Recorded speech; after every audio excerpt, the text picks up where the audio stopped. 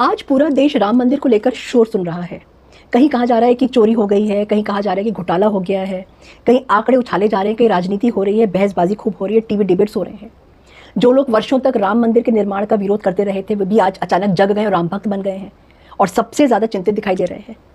जांच होनी चाहिए।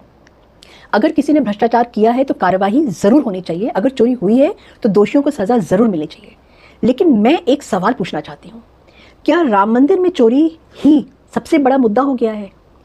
क्योंकि इसी बीच एक ऐसी घटना हुई है जो हाशिए पर डाल दी गई है, जो सीधे सीधे भारत की राष्ट्रीय सुरक्षा, हमारे आगे वाली पीढ़ियों और कश्मीर के भविष्य से जुड़ी हुई है। दुर्भाग्य ये है कि राम मंदिर की कथित चोरी के शोर में वो खबर मीडिया ने दबा दी है। मैं बात कर रही हूँ कश्मीर में स्कूली बच्चों के लिए जो किताब छपी है, जिसमें हाफिज सईद, यासिन मलिक, मकबूल भट्ट और मसरत आलम जैसे आतंकवादियों का महिमा मंडन किया गया है। जरा सोचिए, ये कोई सोशल मीडिया पोस्ट नहीं थी, कोई ट्वीट नहीं था, ये कोई कट्टरपंथी संगठन का पर्चा नहीं था।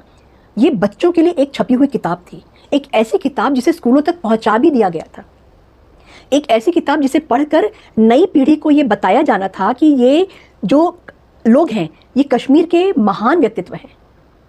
हाफिज सईद, वही हाफिज सईद जिसके संगठन का नाम लेते ही मुंबई हमलों की याद आ जाती है। यासिन मलिक, वही यासिन मलिक जिस पर आतंकवाद और अलगाववाद को बढ़ावा देने का गंभीर आरोप है। मकबूल भट्ट, जिसे भारत की अदालत ने आतंकवादी गतिविधियों के लिए फांसी दी थी।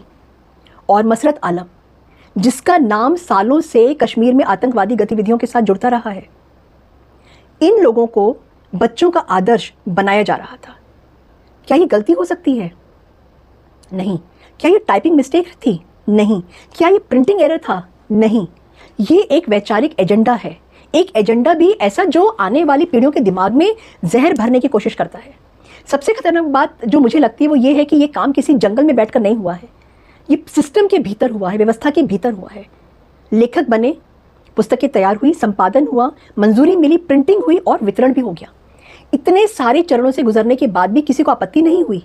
क्या सचमुच में? या फिर कुछ लोग आंखें बंद कर शत्रुमुर्ग बने हुए हैं? अब जरा तस्वीर का हम दूसरा हिस्सा भी देखते हैं। उधर पाकिस्तान अधिकृत कश्मीर यानी पीओके में महीनों से लोग पाकिस्तान के खिलाफ सड़कों पर उतर रहे हैं, बिजली के खिलाफ उतर रहे हैं, महंगाई के खिलाफ उतर रहे हैं, टैक्स के खिलाफ उतर रहे हैं, पाकिस्तानी दमन के खिलाफ उतर रहे हैं। दुनिया देख रही है कि पीओके में लोगों का गुस्सा बढ़ता जा रहा है। पाकिस्तान के लिए हालात संभालना अब बहुत मुश्किल हो रहा है। कई जगहों पर गोलीबारी हुई, सिविलियंस मारे जा रहे हैं, प्रदर्शन जो है वो कुचले गए हैं। लेकिन भारत में बैठे हुए तथाकथित मानवाधिकारवादी जो है वो अचानक से चुप हो गए हैं। गाजा पर बोलेंगे, फिलिस्तीन पर बोलेंगे, बैग लटका कर आ जाएंगे, तुर्की पर बोलेंगे, अमेरिका पर बोलेंगे, इजराइल पर बोलेंगे, लेकिन पीओके में मर रहे लोगों पर एक शब्द नहीं बोलेंगे। क्यों? ये सवाल तो पूछना पड़ेगा। जो लोग हर समय ह्यूमैनिटी की, इंसानियत की बात करते हैं, उनकी इंसानियत पीओके में पहुंचते पहुंचते खत्म क्यों हो जाती, दम क्यों तोड़ देती है? जो लोग कश्मीर के नाम पर वर्षों तक आंसू बहाते रहे, वो पाकिस्तान के कब्जे वाले कश्मीर के लिए एक ट्वीट तक नहीं करते हैं। क्यों? फिर इसी दौरान भारत के कश्मीर में आतंकवादियों को महान बताने वाली किताबें जो हैं वो स्कूल तक पहुंच जाती हैं। क्या ये संयोग है या एक प्रयोग है या फिर एक बहुत बड़ा खेल चल रहा है? मुझे लगता है कि ये केवल किताब का मामला नहीं है, बल्कि ये एक नैरेटिव की लड़ाई हो गई है। एक तरफ पीओके में पाकिस्तान की पोल खुल रही है, दूसरी तरफ भारत के कश्मीर में आतंकवादियों को वैचारिक वैधता देने की कोशिश की जा रही है। यानी वहां पाकिस्तान बचाओ और यहां आतंकवादियों को लेजेंड बनाओ, नायक बनाओ। क्या ये बहुत बड़ा संयोग नहीं है? अब जरा उन लोगों को भी देखिए जो हर बात पर लोकतंत्र खतरे में है उसका नारा लगाते हैं। कांग्रेस चुप है, समाजवादी पार्टी चुप है, आरजेडी चुप है और देश की तमाम सेक्युलर ठेकेदार वो चुप हैं, बड़े बड़े बुद्धिजीवी इंटेलेक्चुअल्स वो चुप है, बड़े बड़े कॉलम एडिटोरियल्स लिखने वाले चुप हैं।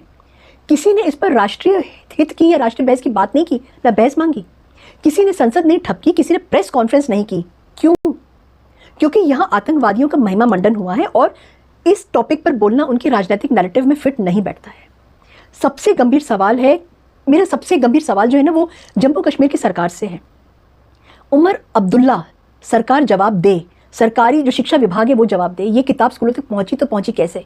किसने परमिशन दी, किसने जांच की, किसने आंखें बंद रखी? और अगर राज्यपाल प्रशासन के संज्ञान में बात नहीं आती तो क्या ये जहर बच्चों तक नहीं पहुंचता? सोच कर देखिए। आज देश को समझना होगा कि लड़ाई केवल सीमा पर नहीं लड़ी जाती है, लड़ाई अब जो है किताबों में भी लड़ी जा रही है, इन्फ्लुएंस किया जा रहा है।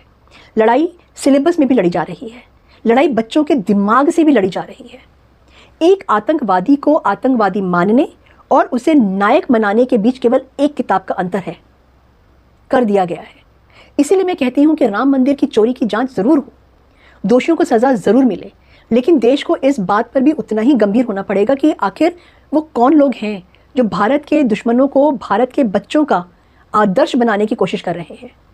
क्योंकि मंदिर में जो चोरी हुई है उसके पैसे वापस आ सकते हैं, लेकिन अगर एक पीढ़ी, एक जनरेशन का वैचारिक अपहरण, किडनैप हो जाए तो उसकी कीमत आने वाले कई पीढ़ियां चुकाएंगी।